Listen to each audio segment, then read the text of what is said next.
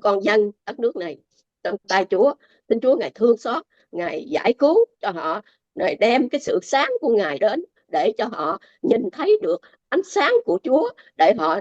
trở lại họ thờ phượng Ngài, họ không còn phải chờ đợi Đấng Messi nữa, bởi vì Chúa Giêsu là Đấng Messi đã đến từ lâu rồi, nhưng họ còn ở trong sự tối tăm, họ còn chưa nhận ra Chúa. Thì con cầu nguyện Chúa Ngài khai sáng cho họ để họ nhận biết Ngài. Chúa ơi, con cũng cầu nguyện Chúa cũng